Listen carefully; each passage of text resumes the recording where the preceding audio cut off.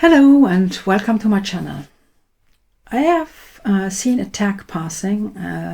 Tags are like challenges concerning tarot, and in the beginning the challenges were more into that direction, to use it as a challenge on yourself, to work on yourself. And this is about a channel, what decks would you choose? And it's called 10 decks only, mass market. Some are using also oracles. I'm going for 10 decks, mass market decks that I would choose if I had to go with those decks for the rest of my life, that I would choose. And those are only tarot decks. The first three were very simple for me, because those are the ones that are just flashing me and that are still my to-go decks. And the first one is the Druid Tarot. So now we go on again. So let me check. Okay. I think this is a deck. I don't need to talk about it very much because it is known. A lot of tarot readers that I know have this deck. For me, the art is amazing. I like the way that Will Worthington is not drawing typically beautiful people. It can be looked at by everyone, and it's not like I switch on the television and I have all those people who show us how beauty is or how beauty has to be, but it's really going, even if it is druidic and it is very natural, it also has a lot of everyday idea and context or like feeling in it. In my eyes, it's the way I like the deck actually.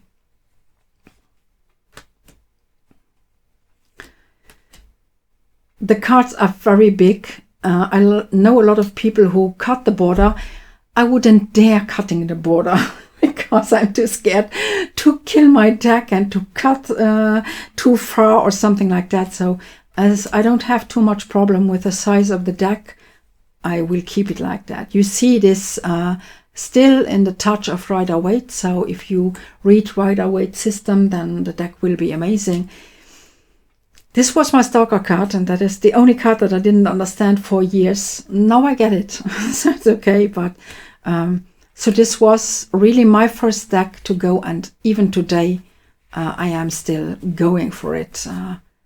It is a favorite. So that one is my first mass market deck that I definitely would not leave behind.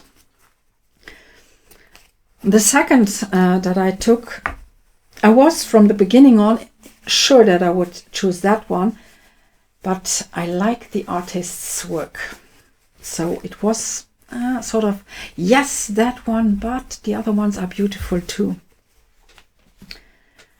And I'm talking here about Ciro Marchetti. This was the first deck that I found. It wasn't his first deck. The first one was the Gilded, and the Gilded deck, actually, he made a Royale version, and that is the one that I still have. I would choose that one too, but I'm first of all going for this one. This is the Legacy of the Divine deck. So you can see how much it is used, because I have used this deck so often that the cards, I have a second version, I have a backup version, just to be sure that if this version is not working anymore, or is, well, not working, but it's not good enough anymore, it's falling apart, then I have another deck. I like, for example, also that the Hermit is looking at us. So this is the first invitation to look at who and how we really are, and he's not looking away. So I like this version of the Hermit. My favorite Devil card, not simply because that's a hunk of a guy, but also, I think that many tarot decks still have, with the Devil card, this idea of Christianity in it. So we have God, we have the good part, we have the devil, which is the evil part. And for me, it has a lot to do with shadow work. And here you can see that he's actually inviting you to not look away anymore, but to take the time and take at things how they are. And also that behind this is like the hidden gold. So we are very much into that Jungian idea. What I like, not simply what the deck, concerning the deck, but the book that goes along with it, is amazing, because Marchetti in his book, he made 3 options, so you can read them all three. First of all, why did he draw a card the way he drew it? Then someone who read it in an intuitive way, and then the typical basic ideas of what that card means in tarot. But not like in the small booklets, but someone who really explains the different points, the different symbols, the astrology behind, and so on. I also like this idea of the Hanged One. It gives it a certain easiness that you rarely find in the card. And it shows for me the other side of the Hanged One, because the Hanged One is very often a card about we are losing control, and this is about trusting. We do not have anything in control, so we can trust and we can go easy on it. So as I said, this would be my second deck to go. And his art, it's always a question of taste, but I simply like his art. The third one that I was absolutely sure about is a deck that helped me going on when I was about to let go of tarot, because in the beginning I had 7 years struggle to find out how to read tarot. And the third one, there was an exhibition in Luxembourg about esotericism, and you had a lot of things like pendulums and stuff about chakras and so on. And you had huge posters of cards out of one deck. I would have loved to buy them. You could not buy them. They were part of the exhibition. But I simply love this one. I keep them away because I will show them later on. This is the Osho Zen Tarot. So I'm still going to take the Osho card, the Master card, out because it doesn't have anything to do with it in my eyes. I know of a lot of people who say this is more like an oracle. For me, it's absolutely a tarot. But it's certainly not a tarot for a future reading, but it's really to really dive deep. That is the absolute deck. Even if you have the book, you will see that the book is much more into spirituality, and not this typical Buddhism, but the Zen Buddhism. So this concerning illusions and so on, to take a completely different way of looking at the card. And not simply the images are amazing, but there are some cards who really put it bluntly what is going on. What I would do if this is a deck to go, and I have a second version of the deck, so I will do it, I will cut away the word. Because the words are not always correct concerning the image, concerning the message of tarot. So I will cut away the word, but the images are gorgeous. And honestly, if you like to use tarot to go more into the direction of I want to work on myself, I want to have a good mixture between psychology and spirituality, honestly, this is an amazing deck for it. So this is like, wow. And how far this go, and it's not really a deck for the soft-hearted, in my eyes. As I said, they are very blunt in the cards. So you see already there, but I'm going for this one. This is amazing. And this is, for example, one of the cards. I would leave the word away, okay? But if you have people who have those thoughts that are turning and turning and turning in their minds, and they do not know how to get rid of them, and they are tormented by them, you know, not even because they go into a certain direction, but that the mind is not getting a moment of rest, and the mind is just going on and on and on. Show such a person that card without a word, as I'm saying. The person will immediately understand. And as I'm using cards in therapy, I need images like that to work with my clients.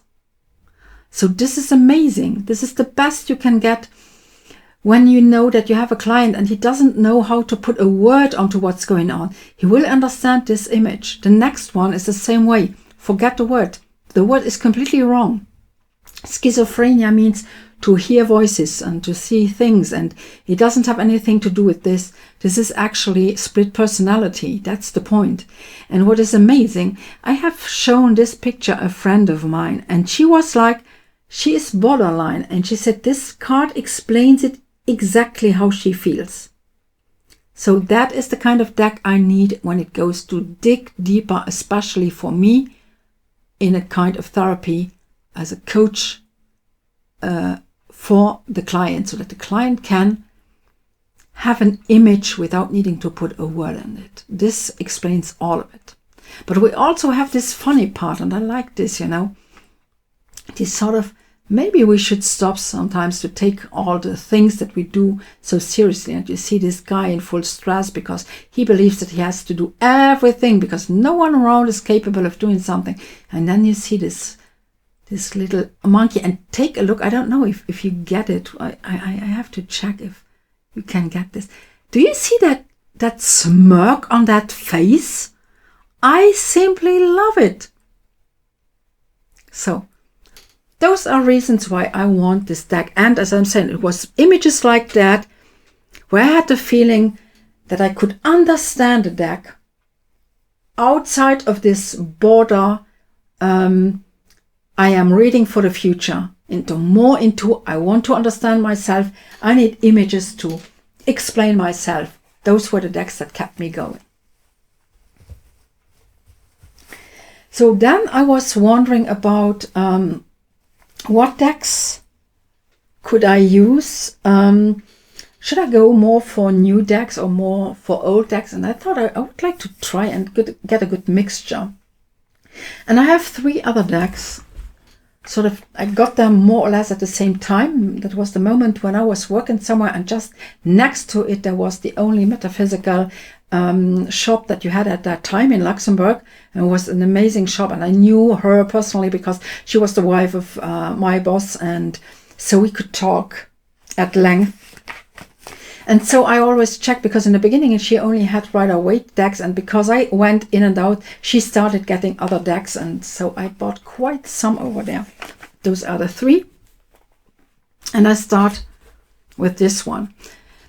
So when I started reading decks and understanding decks, I did like this. If I liked the image, the way it was made, if I could read the deck and the card, then I bought the deck. And this was the first deck. I came home, I sat down, and I looked at every card very slowly.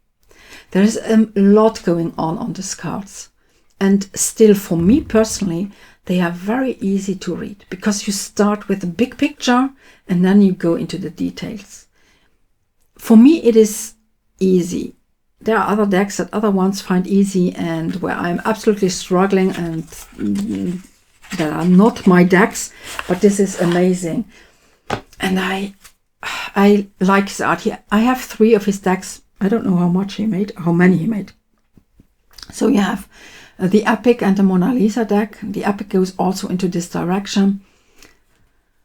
And this is the Fantasy Universal Tarot. It was the first one I saw. And for me, every card tells a story, and I could go on just making a story out of each card. And it's a very, very special style that I have never seen again, just with him. And as always, it's a question of taste. I like the art. I like the way it's still Rider-Waite Smith, so how the message comes across. And that is a hanged one. Hey. So that's completely different. For example, the message is there, but it's slightly different. I like stuff like that. It's, as I'm saying, one of the older decks that I have. Well, old is still a word.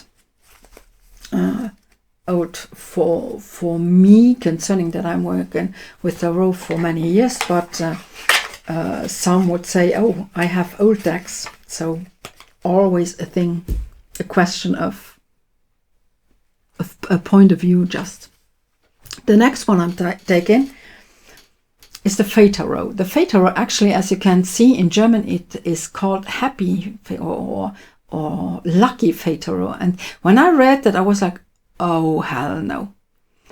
And I didn't buy the deck because of that. Because I'm not into that light and love stuff. I'm not into that, fays are very cute and so on. No, forget it.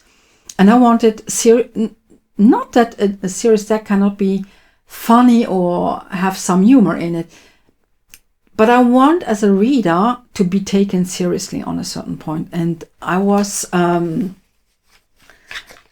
with the subject, with the title, I was missing that, but in English it's only called Fey Tarot, so everything's okay. So I keep one card away. I'm going to talk about that later on. So it's amazing. You can tell stories about it, and the stories tell you something about yourself. And I like this. The world is your own small little worlds. They could have taken an elephant, a world on the back of 4 elephants, on the back of a tortoise called Grey de Toin. I think there are people who know where I'm heading for. Unfortunately, there will not be a deck of the Discworld novel. I have one. I made one of the major arcana, but that's a different story. I like the images. I like the way they tell you what they have to tell you, and they go deep. So it's not like, yes, because it's nice, cute little image that the message is nice and cute, but maybe the message is a bit kinder in a certain way. And I wanted to find actually a hermit that was not this typical sober and we are already enlightened, but I was looking for a hermit that shows us the struggle and shows us that yes, our struggle is real and has to be taken seriously. And so I actually found this one, and then I found out that it was the lucky Fey Tarot, and so I bought it later on, and honestly it has never disappointed me. But that for me is my favorite hermit ever, because that's what's going on inside of us when we retrieve. It's not that we have that sober look on our face and say, yes, we do understand everything, we do understand. No, that is actually the truth. And that is for me an amazing image. So this is one of the reasons. So it has enough of humor for the ones who take themselves too seriously, but it has enough of kindness for them, for those who are struggling. So for me, an amazing deck. And the mass market, so I would not let go of that one. Then, as you can see in the back, in the border of the screen, I have a Manga Tarot, and I would like to explain this a little bit too, because actually, when this deck came out, manga and anime still had this that's not serious touch on it, which I think is not fair, because manga and anime are stories as we have them everywhere, and just because they are in another style that was not our culture does not make it less worthy. And when I bought this deck, people told me, oh, you can't be serious, and this is actually one of the best decks that I have, also concerning a certain subject called gendering. Because there's an amazing woman who made decks, who wrote a book about tarot, who gives classes about tarot. And she once said about the Rider-Waite-Smith that she doesn't like it because on the cards are only men. And when she showed it on the video, she went through it, said man, man, man, and then she made a deck and all the cards were only women. And I'm saying, what's the difference? If you don't have both genders in it, then just stop it. And I'm not talking about gender concerning gendering and the whole LGBTQ situation, not at all, but the gender in the way of nature. Male gender is the spark that you get, the inspiration that you get, and female is taking up that inspiration and creating something amazing. And that can be a man who creates something amazing, that can be a woman who inspires. We all have both in us, but we need to have both in our decks for the information. And this Manga Tarot changed every man card into a female card and every female card into a male card. So here you have the Force. Am I right? This is the Force, yes. And instead of having, no, this is not the Force. This is not the Force. Sorry. You have each time that you have a typical card. So you have the Magician. Here it is a a female magician. You have the Fool. I love the Fool. It's a female Fool. And honestly, on a completely natural part of this way to understand that male is the spark, the inspiration, female is the creation out of this inspiration. One cannot go on without the other. Then take a look at the Fool from female side. So it's not the spark that crosses this place and we do not know if it's going to fall or if it's going to step over it. So is the spark making it into the other direction? But it is the female part that got this spark, got this inspiration, and her first step to create something out of it. For the rest, the page, it cannot be completely blank, but here it is made in a way that you have no colors, only where she's walking.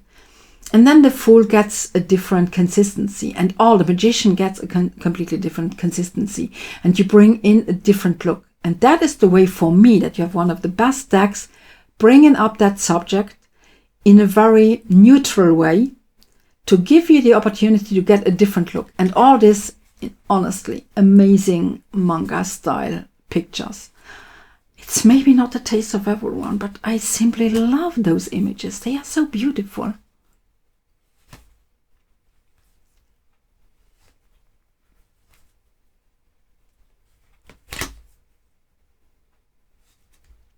For me, a must in my 10 decks. As I'm saying, for me.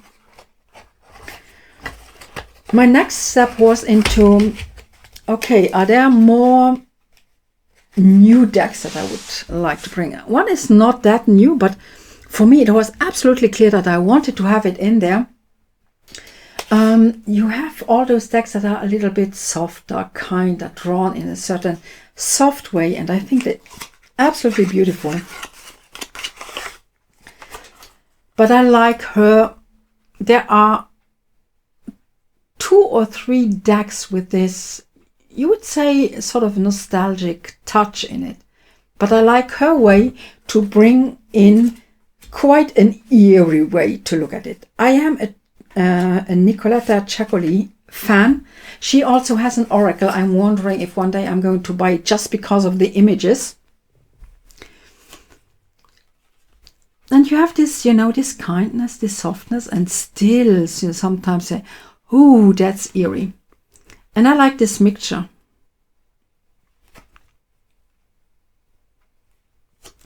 And you have things like here, you have this Alice touch. You have also cards that bring up Magritte. When I saw this deck the first time, actually, I saw it and I was like, no, that's not my style. And then I swapped a deck with someone and she sent me the mini version of this deck saying, oh, I had it around here, and as we had a good conversation, it was so good communication between us, I wanted to give it to you as a small gift, and then I wanted to get it in the normal size to have a better look at the images, and I think that this is amazing. I have forgotten the name of the other one where people say that goes into the same direction. No, there are decks that seem to be, but nothing, honestly, for me, nothing gets close to her deck. And I keep one card aside just to show it to you. My favorite card of the deck and my favorite version of that card, it's the Hierophant. I'm not a fan of the Hierophant because for me it is very often drawn in a way to say, well, you see, you are, I know everything, you do not anything, and I have to teach you everything, and here is the lesson I give to you, and I am the one above all, and especially as it is very often drawn like a pope, so I am between God and the message and you have to take the message from me and not from God immediately. And then she came up with this. I laughed for hours. For me, this is the most hilarious card there is. And I simply love it. And that is what I mean. So she has so many things. She has nostalgic things in it. She has eerie things in it. And then she has cards like this. alone, this card alone tells me if I need to cut my decks short to 10 decks, then I want to have this deck along with it. Another deck that I brought in that was more of a subject, witches. I have, I don't know, the Wicca Tarot, the Witchy Tarot, the Wizard Tarot, both of them, the Witches Tarot, the Everyday Witch with quite a young witch deck. And I didn't know, which one am I going to take? And when I brought them down to 2 decks, the Green Witch and the Everyday Witch, and I opted for the Everyday Witch. It is maybe a little less younger as a deck, not in the way of it has been created or produced later on, but in the images, in the messages of the deck. But I like this one. It has this natural feeling. I have another natural one, which also brought up a certain thing. And yet it, you know, you have cards like that are dark and you always have this, or most of the time you have this forest aspect in it. And for me personally, I like it slightly better than the Everyday, but it was like this, you know, sort of, which one am I going to take? And I come up with this one. I simply love the images and the way the message is brought across, maybe a slightly different. So there are other decks, you know, especially when it comes to young decks, like This Might Hurt is an amazing deck, but I had to cut it down to 10 decks. So I wanted to be sure to take 10 decks. I'm saying, if I have to go on with those decks for the rest of my life, then I want a deck I am not getting bored of. And I think that the Green Witch Tarot will never bore me. Even if I'm telling myself, I am not using it enough.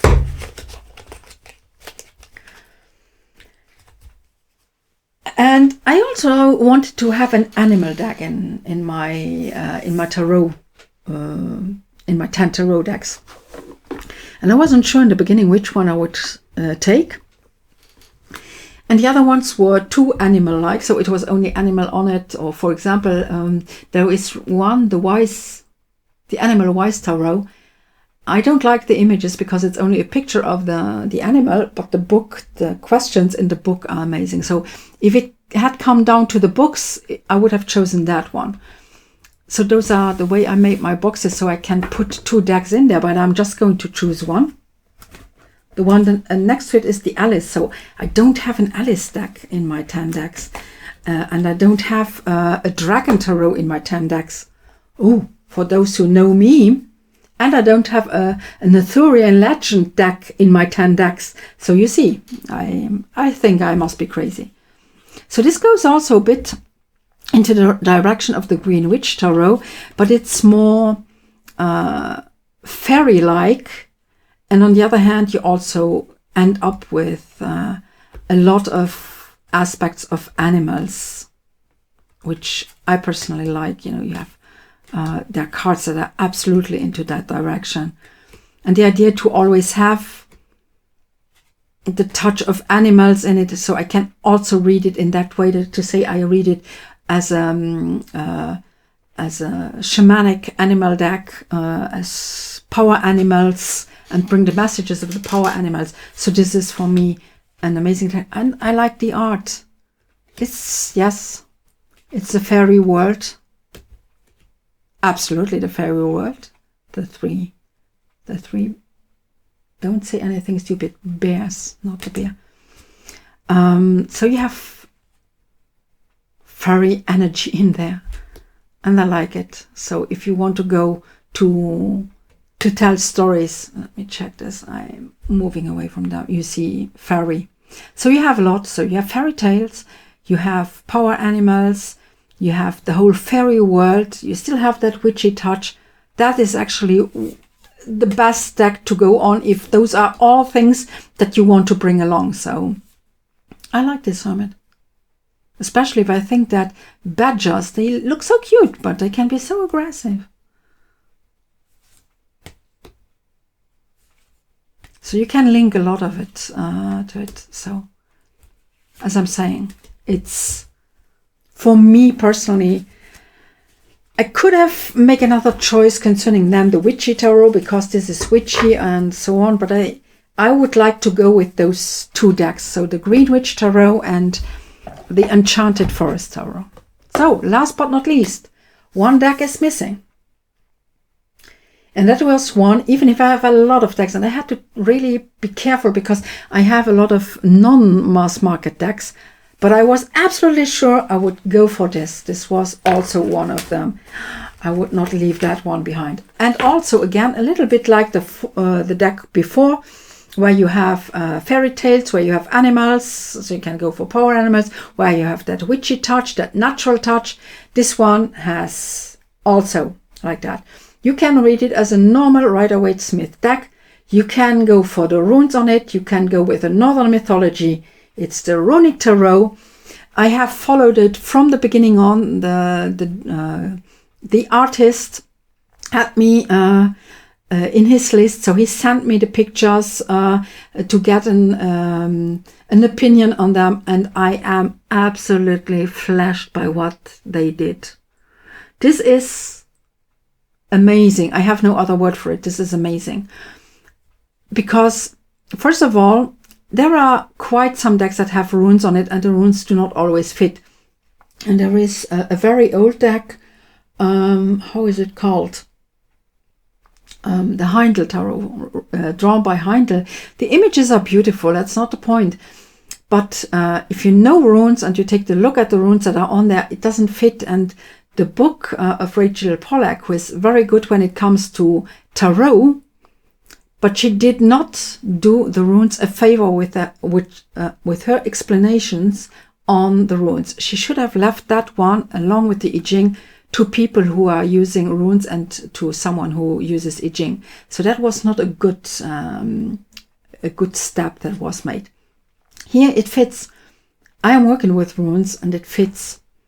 The images themselves, I think they are amazing.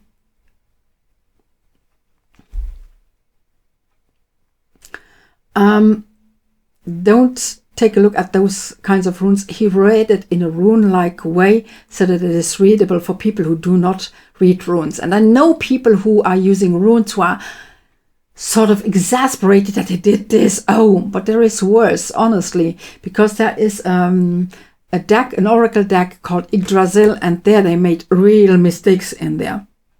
So here to use this runic touch, I don't mind. And for the rest, take a look at those cards.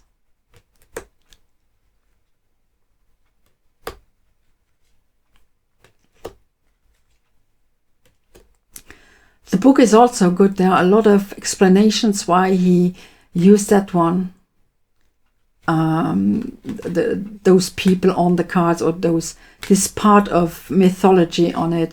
So yes, I'm sorry.